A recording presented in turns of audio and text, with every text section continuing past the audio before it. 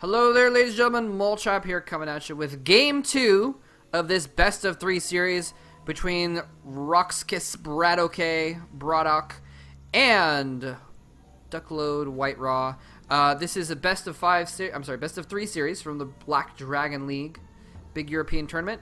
And anyway, it's gonna be fun. We got BratOK losing Game 1. Just got basically rushed. White Raw coming out with a really very strong set of units. BratOK had tried to go one racks into expansion and just didn't quite have enough on the ground at the time of the attack. So losing Game 1, let's see if we can come back here on Game 2 on the map Lost Temple. Very, very close distances, just right off the bat I'm noticing here. They've got, Lost Temple is one of these maps that's kind of famous for having a very, very close rush distance between these close positions. It's pretty bad for Zerg players against Terran, for instance, to be in this position oftentimes.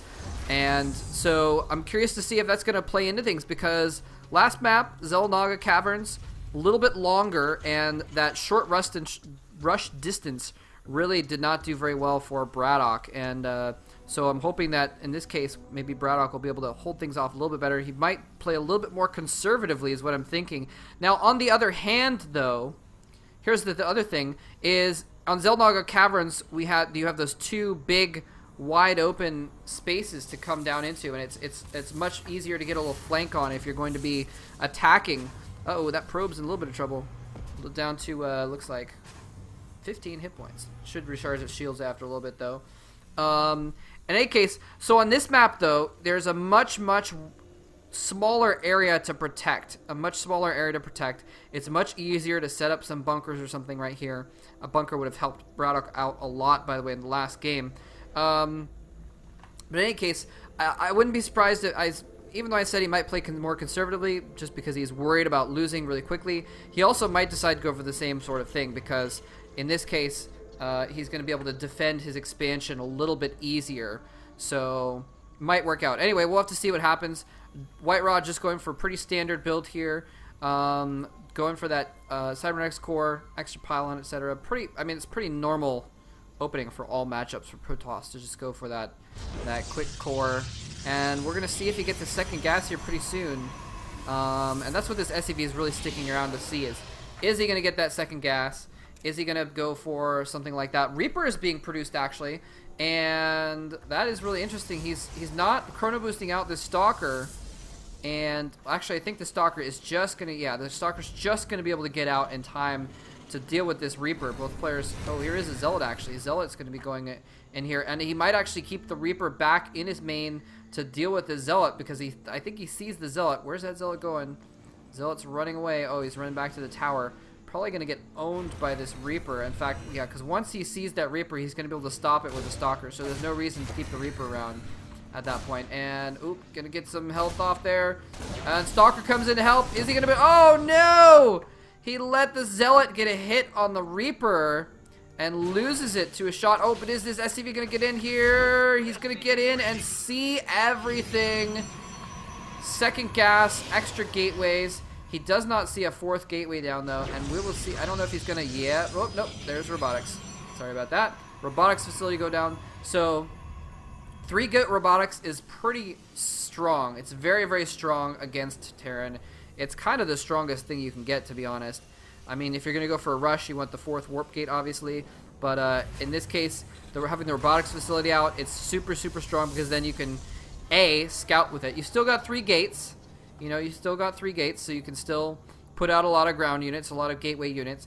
But that robotics facility means you can scout. You can get an observer out and scout. And also, if they're going for some kind of an early attack, you can chrono boost out an Immortal. And Immortals are so good against early Terran attacks, especially if they have a tech lab, because you saw that they had a Reaper out. Then you know there's going to be some Marauders, and Immortals own the crap out of Marauders. So, in any case, he's got a pretty good situation here. In this case, BratOK has pretty much gone for the same thing. This time he's kept his expansion in his base, though.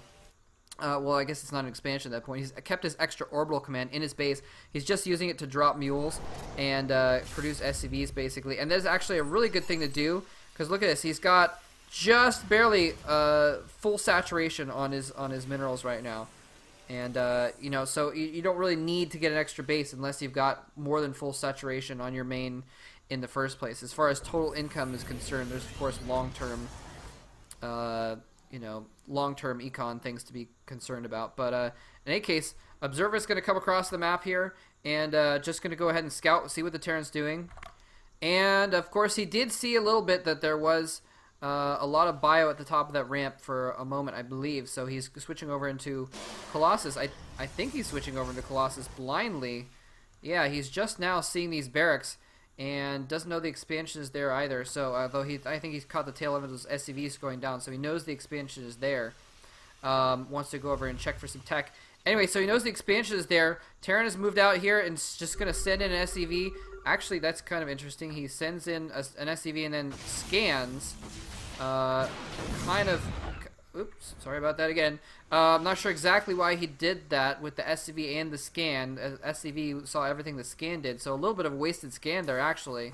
And he's going to actually set up bunkers. The SCV sees that there's no expansion, and so he says, uh-oh, this is basically a one base attack is what's going to happen here.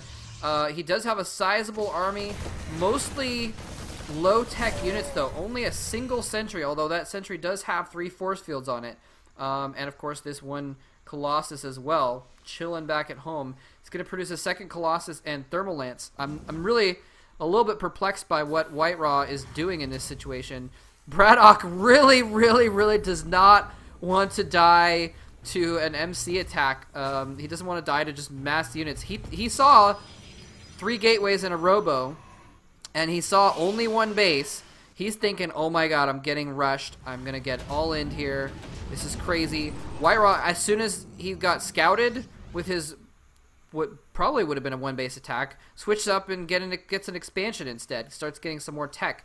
Look at this, 4 bunkers full of Marines. Single Marauder in there as well. It's best to keep your Marauders outside. Well, sometimes. It's often best to keep your Marauders outside of the bunkers because they're beefier anyways. They have more hit points. So... because really the advantage of the bunker is the hit points. So you want to give more hit points to the Marines, which generally have less. So that makes a lot of sense. Occasionally you would want to have maybe some Marauders in the front so that their concussive shells could slow stuff down as it approaches the bunkers, perhaps.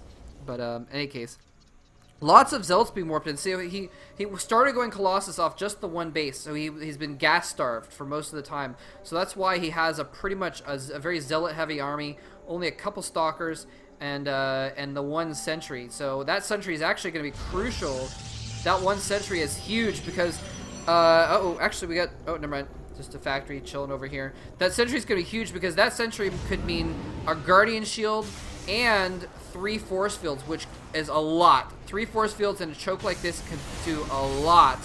Oh, Viking outranging that Colossus, getting some free hits on it, taking out about a third of its shields. Here he comes in. He's with the Thermal Lance. He can actually outrange the bunkers.